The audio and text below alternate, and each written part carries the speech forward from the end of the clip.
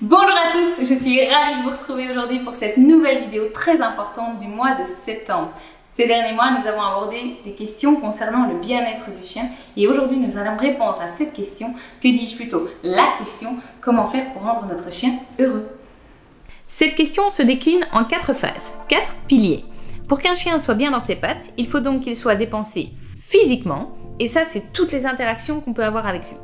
Les promenades, même si vous avez un jardin, c'est important que votre chien aille en promenade. Il faut qu'il sente des odeurs, il faut qu'il voie des choses, il faut qu'il entende des bruits différents que ce qu'il entend tous les jours dans son jardin. Faites des jeux de toutes sortes avec lui, faites-le courir après vous, jouez avec lui. Faites des jeux dont le principe est de tirer pour évacuer leur frustration, ça ils adorent. Il faut en profiter pour lui apprendre à gérer ses émotions, le faire monter en excitation et redescendre, lui demander d'attendre avant de prendre son jouet par exemple, lui demander de lâcher et de le reprendre, etc. Le deuxième point, il faut que votre chien soit dépensé mentalement, il faut qu'il soit stimulé mentalement. Ça, ce sont tous les petits ordres qu'on peut lui apprendre. D'une part, ça va le stimuler, ça va l'épuiser de la bonne manière, ça va renforcer votre complicité, ça va renforcer l'obéissance et donc le contrôle que vous avez sur votre chien.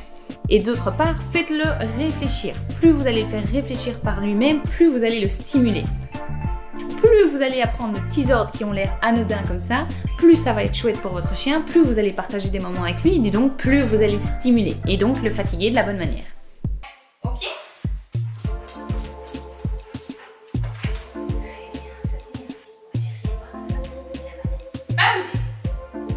Le troisième point, c'est l'olfaction. Il faut qu'il soit dépensé olfactivement. C'est tout ce qu'on peut lui apprendre à faire avec son nez. Lui apprendre à chercher des friandises est un bon exercice de stimulation mentale qui active l'odorat et qui favorise le bien-être du chien, comme on en a discuté dans la vidéo du mois d'août. Donc jeter des friandises ou des croquettes dans l'herbe, cacher des friandises dans une pièce, cacher son jouet et lui demander d'aller le chercher, utiliser un tapis de fouille, utiliser ou fabriquer vous-même des jeux d'intelligence, etc. Je vous invite à aller voir la vidéo du mois d'août. C'est bien ma vie. C'est bien. Et le dernier point, et non des moindres, c'est la mastication. C'est très important qu'il ait de quoi mastiquer. Avant qu'on les domestique, la mastication faisait partie intégrante du mode de vie des chiens. C'est très important qu'on comble ce besoin, avec des boîtes de serre, des sabots, des os, etc., etc. On estime que 1 heure de mastication équivaudrait à 3 heures de promenade. Attention, l'un ne remplace pas l'autre, bien évidemment. Si vous voulez davantage de trucs et astuces pour occuper et stimuler de la bonne manière votre chien, je vous invite à regarder la vidéo du mois d'août.